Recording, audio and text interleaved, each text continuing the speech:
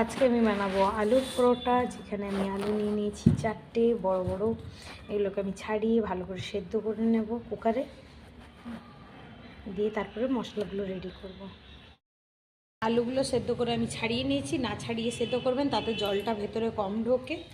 আর এখানে আমি এবারে, আমার তো অনেকটাই আছে, তার জন্য আমি ধনে নিলাম 2 চামচ পরিমাণ ধনে। এতে জিরের পরিমাণ কম যাবে, জিরে কিন্তু 1 চামচ জিরে।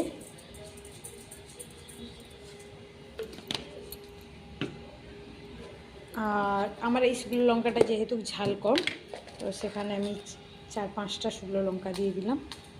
4টে 5টা 6টা দিয়েছি, ছোটো ছোটো আছে বলে। দিয়ে এটাকে আমি ড্রাই রোস্ট করে নামিয়ে নেবো। দিয়ে এটাকে আমি গুঁড়ো করে সাইড করে দেবো।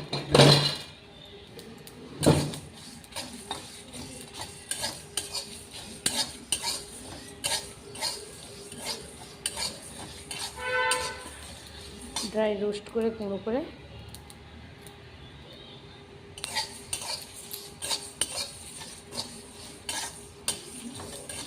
তারপরে গুঁড়ো করে নেবো, মিক্সিতেই গুঁড়ো করে নেব। এই আমি তেল কড়াইটাই লুচি ভেজেছিলাম, ওইটাই তেল গালিয়ে নিয়েছি, দিয়ে ওখানেই আমি পুরটা বানাবো। ওটা লোহার কড়াইতে আমি পুরটা বানাবো।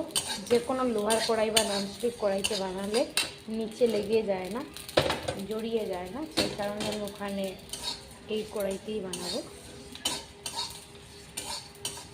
এর জন্য আমি একটা বড় পেঁয়াজ কুচি কুচি করে নিচ্ছি। ওটা ঠান্ডা হতে থাকুক ততক্ষণে, তারপরে আমি ওটাকে গুঁড়ো করে নেব। দিয়ে সামান্য তেল দেবেন, প্রায় আমার ধরুন 1 থেকে 1.5 চামচ মতন দেওয়া আছে। আর আলু এখানে আমার 500-র ওপরে নেওয়া আছে। তেল কম দিলে প্যাচপ্যাচানিটা হবে না। আর পুরটা টাইট করে হলে, তাহলে আমি আটার ভেতরে যখন পুরটা ভরবো লেচির ভেতরে, আমার আটা দিয়েই পরোটাটা বানাবো, ময়দা করব না, কারণ সবসময় ময়দা খাওয়া তো শরীরের পক্ষে ভালো না। আর আমার বাড়িতে সবাই হেলদি, তো তার জন্য তাহলে ফেটে যাবে না। সেইভাবে আমি পুরটা দেখাচ্ছি আপনাদেরকে, একেবারে পারফেক্ট পুর হবে, যেতে খেতেও টেস্টি হবে, প্লাস আপনাদের বানাতেও খুবই সুবিধা হবে। দিয়ে দিলাম পেঁয়াজ,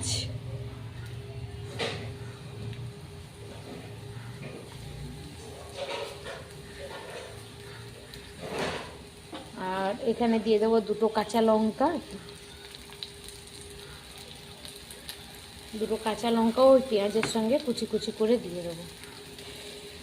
লঙ্কাগুলো, ওই লাল লঙ্কাগুলো আমার ঝাল নেই, তো অত চিন্তা করার কিছু নেই সেই কারণে। আর এই কাঁচা লঙ্কাগুলো, শুকনো লঙ্কাগুলোও ঝাল নেই, তেমন কাঁচা লঙ্কাও ঝাল নেই, টেস্ট অনুযায়ী এটা লেগেই যাবে।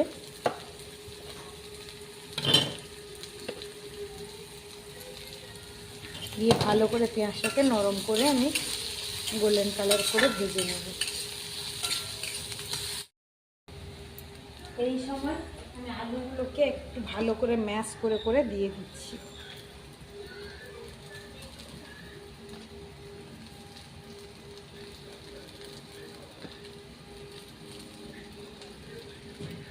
এইভাবে বাড়িতে বানিয়ে দেখুন, অনেকটাই ভালো হবে।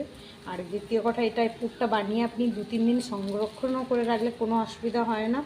বানিয়ে রেখে দিয়ে গেলে বাচ্চাদেরকে ঝট করে টিফিনে বলুন, এতে বলুন, দিয়ে দেওয়া যায়। বা সন্ধেবেলা বাচ্চা কিছু খেতে চাইছে না, তখনও দেবেন, খুব ভালো হবে। আর বাচ্চাদের তো ফেভারিট কেচাপ, তো সেটা দিয়ে দিলে তো আর কিছু বলাই যাবে না, পুরোই খেয়ে নেবে আরামসে।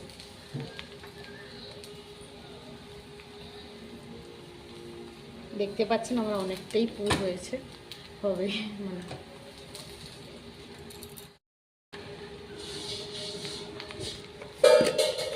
এবারে দিয়ে দিচ্ছি টেস্ট অনুযায়ী নুন,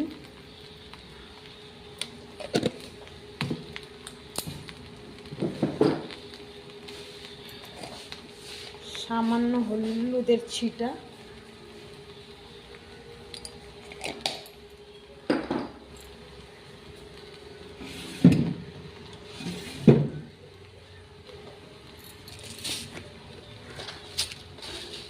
দিয়ে দেবো 1 চামচ পরিমাণ চিনি।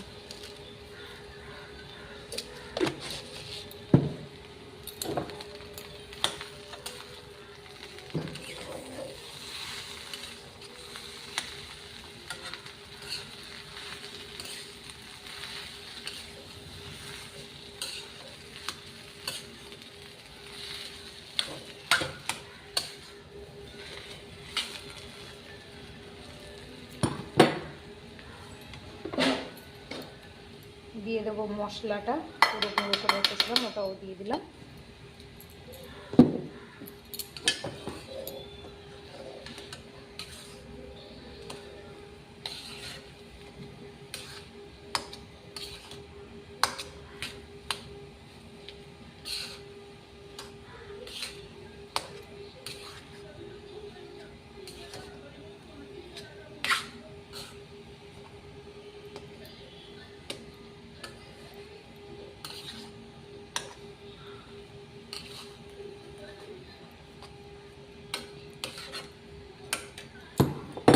এটা কষাতে কষাতে আমি এক টুকরো ব্রেডকে আমি মিক্সারে গুঁড়ো করে নিচ্ছি।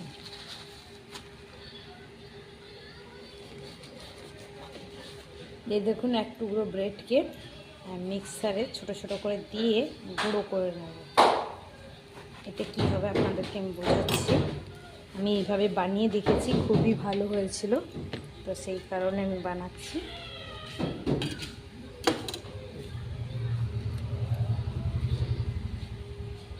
এটাকে জাস্ট গুঁড়ো করে নেব মিক্সারে। আর মিক্সার যদি আপনাদের কাছে কারো কাছে না থেকে থাকে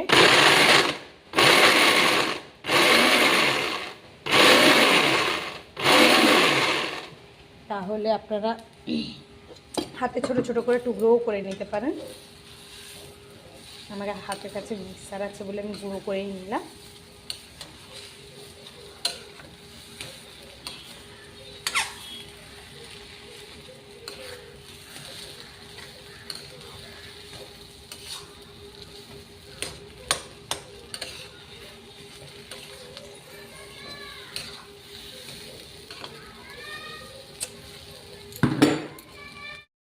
আলুটা আমার কষানো হয়ে এসছে।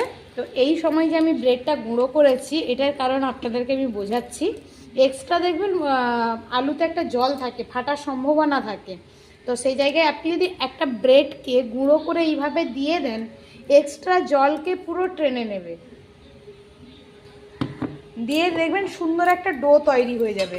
যেটা আপনি আটা ভেতরে পুরটা যখন স্টাফিংটা ভরবেন যে কোনো তেতে, আলুর ক্ষেত্রে আমি দেখেছি এটা যদি দেন তাহলে খুবই ভালো হয়, মানে একটু ফাটার চান্স থাকেই না। এটা আমি নিজে বানিয়ে দেখেছি, সেই কারণে আপনাদেরকে আমি বললাম। কারণ আলুর পরোটা ফেটে যায়, খুব যতই সাবধানে করি তাও ফাটতে থাকে। তো এইটা যদি আমরা দিয়ে দিই এক্সট্রা যত জলের এটা থাকবে সেটা পুরো টেনে যাবে। আপনি দেখুন আমি করছি, আপনারা দেখতে থাকুন।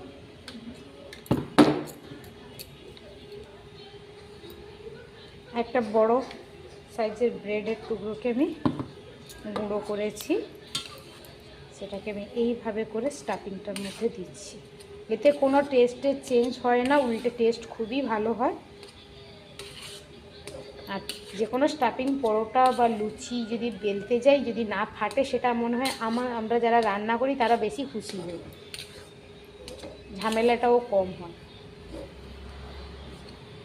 একটু একটু করে দিয়ে ওপর নিচ করে ভালো করে কষিয়ে নেবেন। দেখবেন পুরো আটা মাখানোর মতন একটা সুন্দর ডো হয়ে যাবে। কড়াইশুঁটির পুর যেমন টাইট টাইট হয় সেইভাবে সুন্দর হয়ে যাবে। আমি 3 বারে পুরো ব্রেডের গুঁড়োটা দিয়ে দিলাম।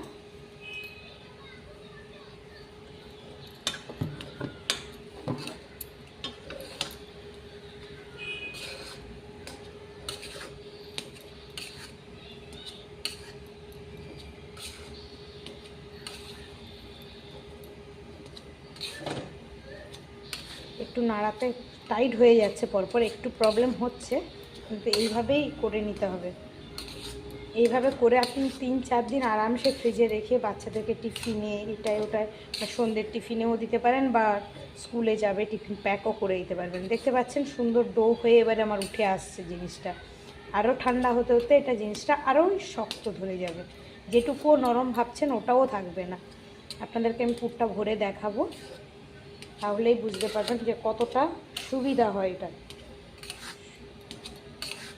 আর আমাদের প্রত্যেকের বাড়িতেই এখন ব্রেড অ্যাভেলেবেল থাকেই, কেননা আমাদের জীবন এখন ইমার্জেন্সির খাতা হয়ে গেছে, তো তার কারণে ব্রেডটা আমাদের বাড়িতে সবসময় থেকে থাকে।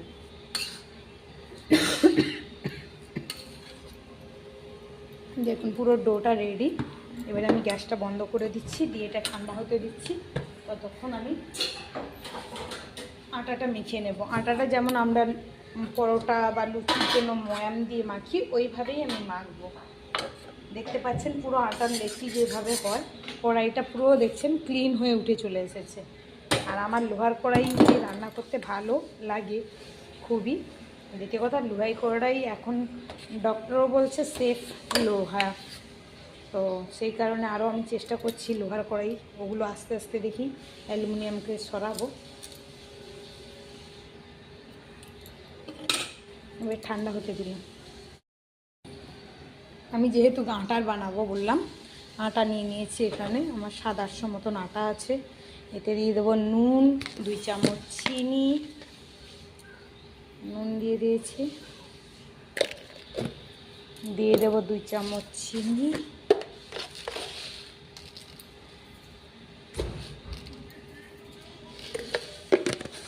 দিয়ে দেবো রিফাইন অয়েল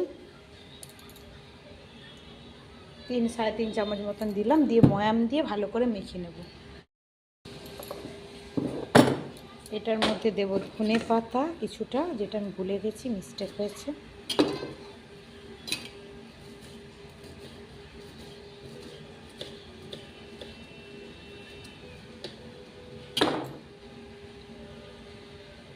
এটা যেহেতু আরেকবার ভাজা হবে, অসুবিধা কিছু হবে না, তার কারণে দিয়ে রেখে দিলাম।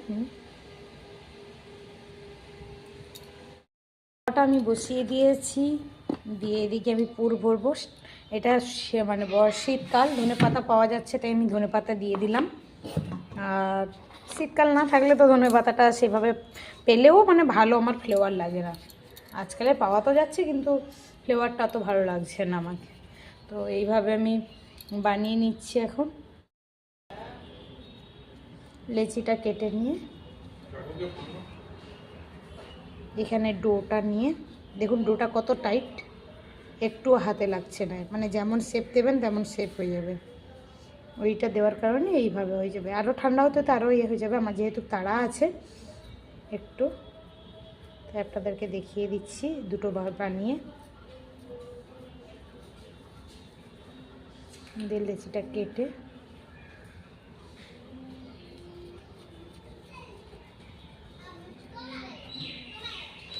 দিয়ে আমি ময়দাটা দিয়ে বেলছি।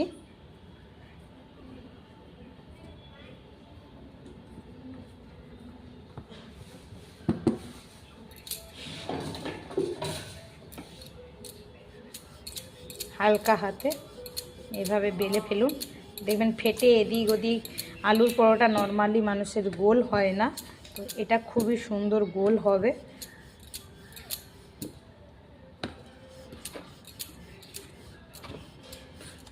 দেখুন সুন্দর গোল, দেখতেই পাচ্ছেন প্রপার গোল হয়ে গেছে রুটিটা। কোনো রুটিতে ফেটে ফুটে এদিক ওদিক বেরিয়ে যাওয়ার ব্যাপারটা নেই, প্রপার।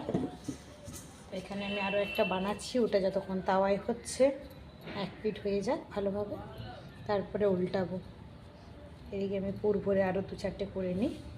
ছেলে খাবে আর ওর বাবা খাবে বলে বসে আছে।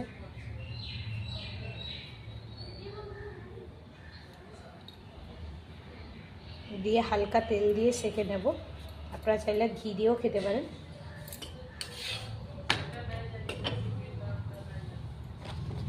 এইভাবে করলে একটুও ফাটবে না।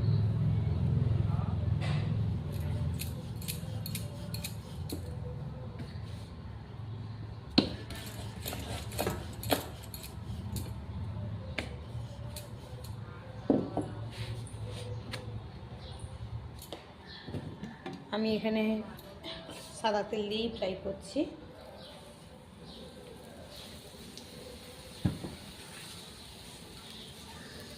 দেখতে পাচ্ছেন মানে পরোটাও ফুলে উঠছে, মানে কতটা ভালো পুর ভরা হয়েছে, তার মানে এখানেই বোঝা যায়।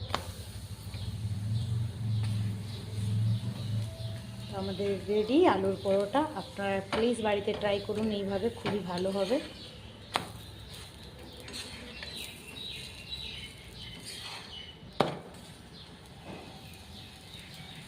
দেখতে পাচ্ছেন আলুর পরোটা ফুলে গিয়েছে, মানে বুঝে গেছেন। Please try and comment.